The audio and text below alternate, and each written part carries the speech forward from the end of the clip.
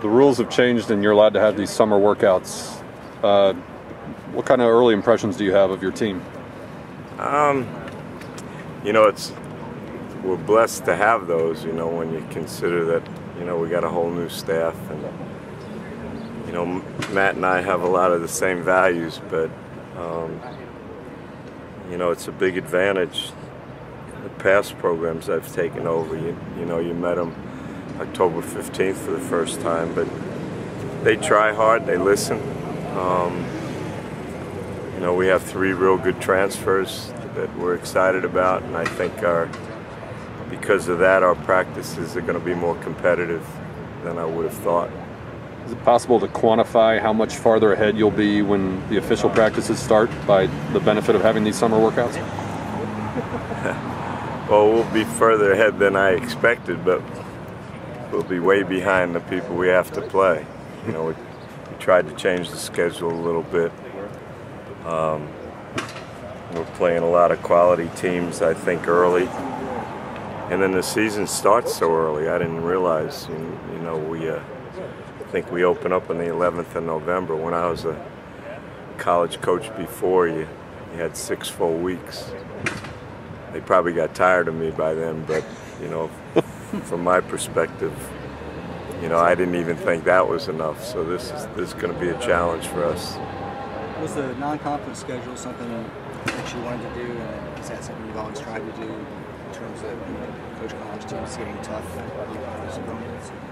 Yeah, but when we got the job, we only had 1 non-conference game scheduled at TCU.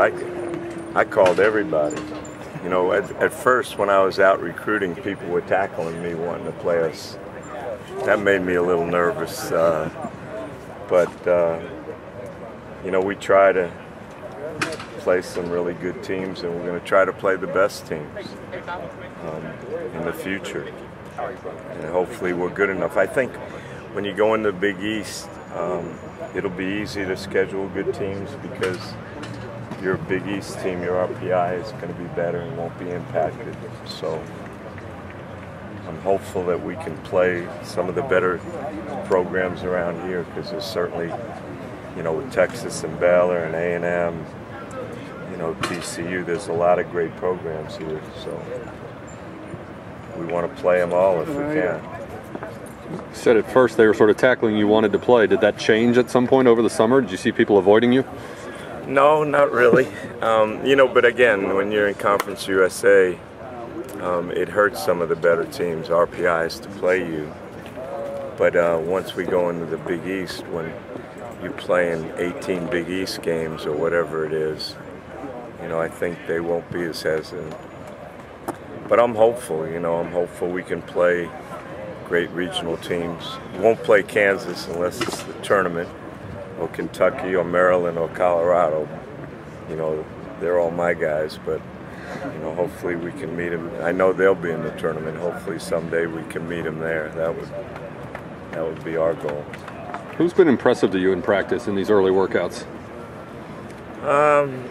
Anyone farther along development-wise? Coach Smith would get mad at me if I singled anybody out. So no, he's not. I mean, I'm just happy with the attitude. You know, Matt did a wonderful job of bringing good guys in here. You know, we got kids that want to get better, and that's been real positive. And then I have a great staff. You know, I think the kids look forward to being around our coaches, and they know guys are going to care about them and try to coach them up and make them better. So that's been a real positive thing for all of us. You mentioned the transfers who are here, who are making your practices better. Have you had teams in the past with a big transfer impact like that, guys who have to sit and wait for a year but impact you on the practice floor? No, not really. I've kept kids. I've redshirted kids. You know, the year we won the national championship, we got down to 9 players because of injuries and some crazy stuff. So we got guys off the football team. But I had 2 red shirts, and the football players made our practices better, and the red shirts helped. But this is unique because the transfers we have are going to be ready to play when we go in the Big East, and that's a real important thing. And then, you know, hopefully we're going to have a good recruiting class. And there's some phenomenal players that I saw, you know, this summer that are around here and in this state.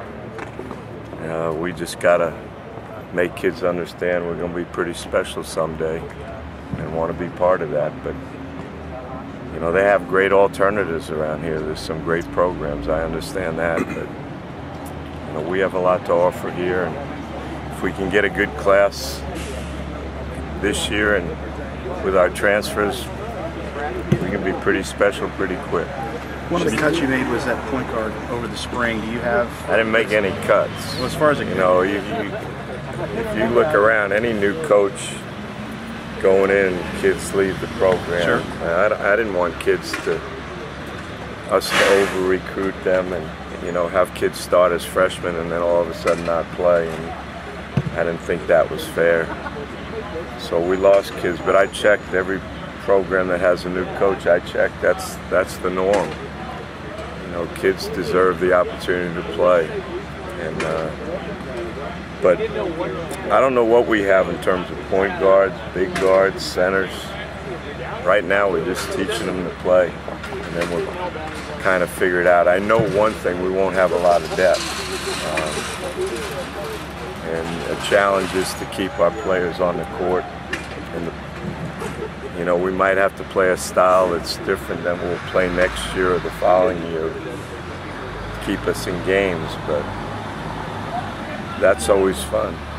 At the press conference when you were hired, you said we're going to play man defense and we're going to pick them up at the airport. If you don't have that depth, does that change that approach defensively? Well, I didn't say when I do that,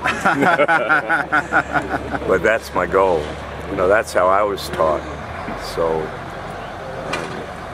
but you know, everywhere I've been, you know, we've taken over new programs, whether it's pro or college, and, you know, you wouldn't be there if things were so successful.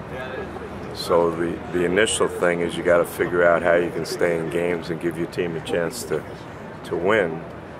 But ultimately, you got to get kids that can play the way you feel comfortable teaching.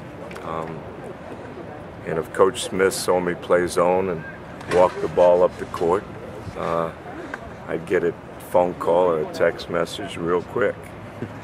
But I think we got to be realistic, and he understands that.